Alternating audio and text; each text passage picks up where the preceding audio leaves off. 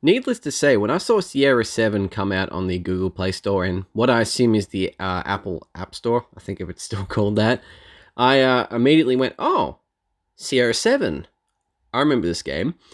It was a Flash game that came out in, I believe, May or January, early mid 2011, all the way back then by Simon Hansen Design, Simon Hansen Games, I think he's now called. But yeah, it was a fun game actually, very fun rail shooter. Had a bit of a gritty vibe to it, if I may. And so to see this on mobile about 8 years later is interesting. And in a way, it's kind of preserving the game to make it playable on more platforms and for future generations in a way. Because it's, in my opinion, it's a great game. People should play it. However, some things that they've done with this game are just a bit like this for one thing. Like, it made me automatically fire until I couldn't. So this happened. So that was a little bit awkward. That was an awkward start, and I thought, uh-oh, is this video going to be like this? And it turns out, no, it was just for that one intro bit for some stupid reason. So this game is heavily expanded upon on the original Flash release, as I do not remember this training level being there for one thing, and there are several things in there that I've noted throughout the whole game actually when playing this that have been added. But it's very well produced. Like, look at everything's clean. The art style's clean. Everything's really well detailed. Guns are really well detailed, which is, I mean, most games have good detailed guns these days, but it's still nice to see attention paid to detail here. Controls aren't bad. They're a bit weird. They're a bit floaty. As you can tell, it looks like I'm constantly like floating between things and not being able to quite get it right. I mean, you're not going to have a touchscreen as precise as a mouse, but to be fair, it is kind of close. Well, that was a little awkward, but yeah, it can get kind of close. It's as close as you can get, really. Notwithstanding the size of the touchscreen, of course. So, what's the downsides to this game, you might ask? There's a few. Because it's a mobile game, unfortunately, it's fallen to some mobile game cliches, which is a massive shame in my opinion, because if this was a premium title, sure, it might not have gotten as much attention as it did if it was free, and then people would be like, oh, it's got this shit in it. But, I don't know.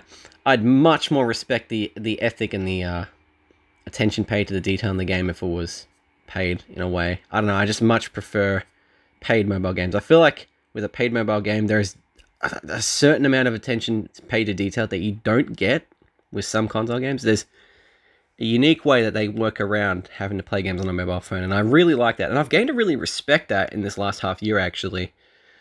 But in saying that, there's been plenty of duds I've played over the last few years, or last year specifically. So now we've got generic, possibly conspiracy theorist, right-wing fucklord as our main character. So that's great. So you have difficulties, which I believe is a step up from the original, although I can't remember. So there's that. And you buy your guns, and you have not much credits. So that's already most of my credits gone. And I don't have a primary weapon. Now, I remember that being completely different in the original Flash game. You'd have a primary and secondary. They wouldn't be great, but you'd have them.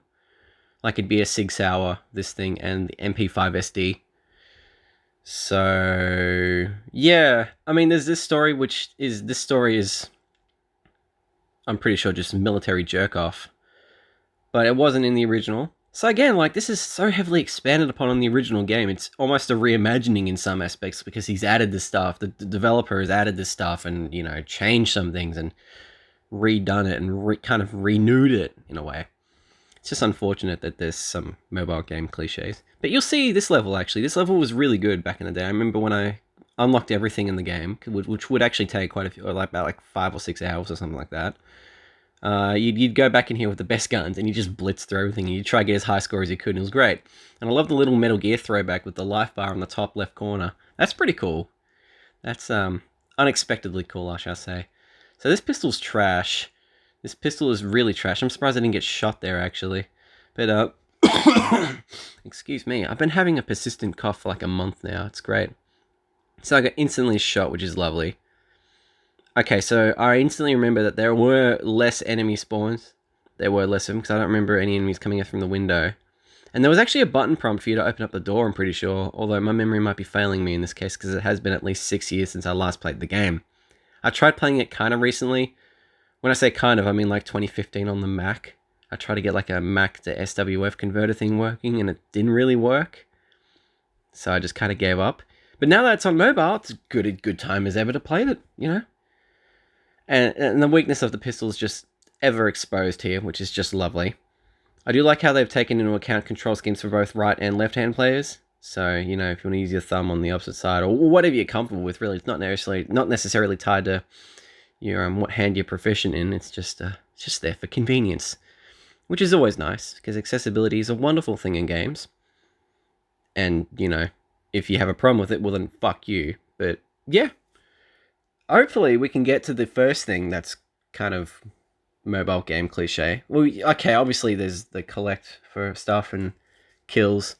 For some reason, 10 out of 20 kills. What, there's more you can do with that? Okay. Well, anyway. Oh boy, okay, I totally haven't just played this game already before, but anyway. Well, this really conveniently segues into the first complaint I have with this game, and that's, well, you know, you watch an advert and get medkits and credits and flash grenades and flashbangs, and, you know, you have to pay credits for those sort of things. So there's that mobile grindy stuff, and then there's the, fuck you, you're having too much fun, let's punish you by making you wait meter up on the top right corner there in orange. And that takes up 2. So you can only play 4 levels at any given moment. And this is going to be hell because this... Oh, we got a deal for you. Oh, woohoo. Okay. Okay, no ads. But no ads. But that waiting time is still there. That's disappointing. I'll say that much. I was disappointed when I saw it, and I'm still disappointed looking at it now. Because you look at it, and it's $3. Okay. No ads. It's still kind of a bad deal though, but I guess, unfortunately, that's just how mobile games get their money these days, and it works for the most part. Still though, as I said at the beginning of the video, there's been a lot of effort put into this game, which is kind of amazing.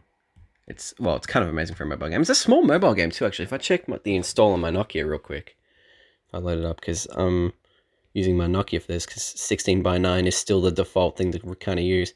Let's have a looky. App info. 222 megabytes. Like, considering the detail in the art and all that, it's still really nice. It's still really nicely compressed. This would be really cool if we got like a proper PC release though. Not with the microtransactions and stuff like that. That'd be kind of whack, but you know, it'd be pretty cool. Cause it just makes me want to play the original Flash game now, because I just remember that, and I remember like discovering it and going, oh my god, what is this? People can do this out of Flash games? Like, this was cutting edge for Flash games, and it still is, really.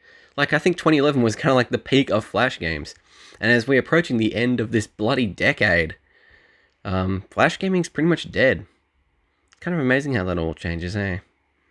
Which only makes me more cynical for how things will be in 2020 versus how things will be in 2029.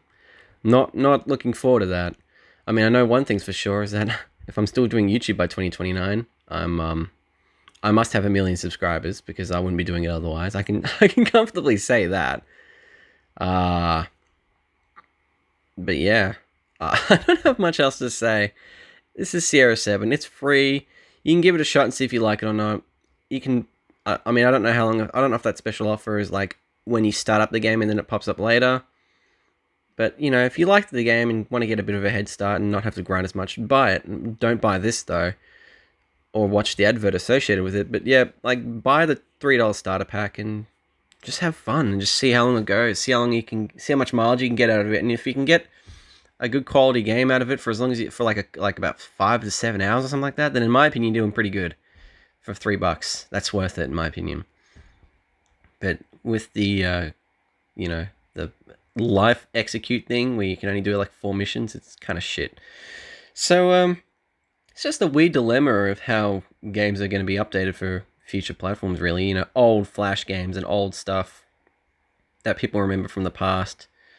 You know, new and with a new coat of armor, and it's got some ugly underpinnings underneath it. Well, anyway, that's basically the end of this video, folks. Thank you so much for watching. Like and subscribe, do whatever, and I shall see you in the next video. See you later.